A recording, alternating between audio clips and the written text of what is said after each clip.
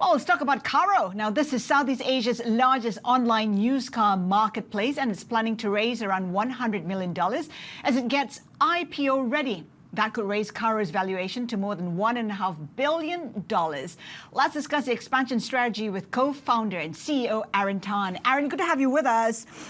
$100 million over the next 3 to 6 months. Where are you with that?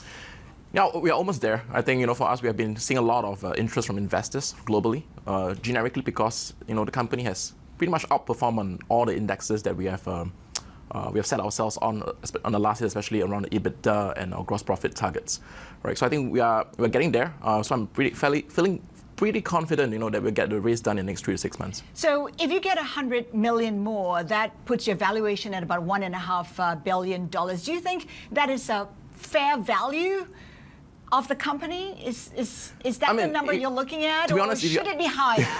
If you ask any founders, I think the question is really what is fair value, right? And for that matter, do I think it's fair value? I think it depends on the investors. As they do their valuation and their own analysis and market research and stuff like that, they will come to us with what they feel is the real fair value of the company. If you ask me a $1.5 billion or so, to be honest, it is not far off what we last raised at 2 years ago, right? From that standpoint. So if you ask me the valuation of $1.5 billion, I don't even know whether it's considered fair value, but I definitely would think that it is at least market ready in that sense. Yep. The plan is to IPO. The question is when and where? Yeah. For us, it's very clear, right? So this is the 4th year of being PCAOB ready, right? And so in that sense, I've been spending enough money with all the big fours and stuff and whatnot over the last 4 years. So it's very clear that at least from a posturing standpoint, we are only interested in the American Stock Exchange, right? Of course, does that mean that we're not going to do potentially a dual listing or whatnot in markets closer to home? Like Singapore? Potentially, we never say never. I think at the end of the day, all doors are open, right? As long as it makes financial sense to our investors, our customers, and even for the company from that standpoint. You're looking at expanding in markets like Hong Kong, in Japan. One, why? Is it also important because these markets, will be more attractive if you talk to institutional investors eventually? I think honest truth is partially it's because of that as well, right? So there's a lot of investor interest in Hong Kong and actually more recently in Japan, right? So but the main reason really is because we looked at both markets extensively over the last year and a half. And we felt that those two markets are great markets. Number one, they're big by itself.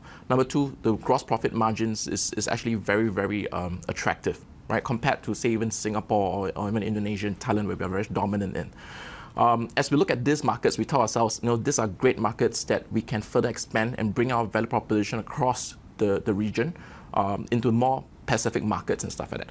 And also to be absolutely frank, we look at life as like, a lot of the investors will really understand the Hong Kong markets, or at least they might have heard of Japan and Hong Kong, right? The truth of the matter is that half of them may not have even been to Singapore or even in Malaysia and stuff and whatnot, right? And so we feel that it is actually good outreach for us and for actually the company to show that we have grown beyond Southeast Asia itself and we can compete around the world regionally and globally right now. You talk about growth. Talk to us about the kind of demand you're looking at. I mean, it is a higher for longer environment. We're seeing prices getting impacted and the willingness of people to spend has also been impacted. Yep. So we are very small. Last year's revenues was over $1 billion, but let's just say that the whole industry that we are in is over $100 billion annually, right, across the Asia Pacific region, just in the 6 or 7 markets that we are in present today, right? That basically means we are just 1 to 2% of the market, and the ceiling is there.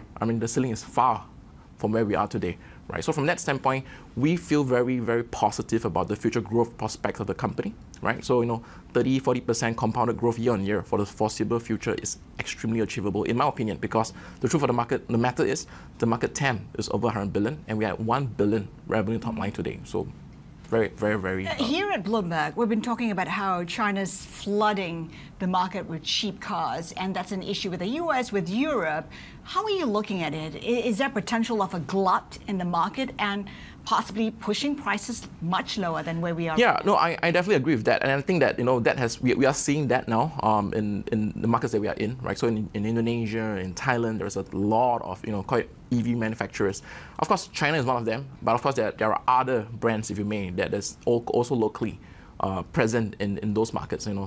Koreans, you have Hyundai that is very big into Indonesia, for instance, right? And of course, Tesla is everywhere, right? And with, of course, natural supply and demand, right? So whenever prices, when you have too much supply of anything, prices will come down, right? So we actually foresee internally that we continue to predict or feel that used car prices, for that matter, EVs, prices should continue to normalize and come down a little bit more. But to be honest, we don't think it's going to be that much more, right? Probably another 10 to 20%. What is normalizing then? About 10 to 20%, right? Normalizing that, i.e. it will come down, but it will probably stabilize at that. Because at that level, honestly, the manufacturers are not really making that much margin.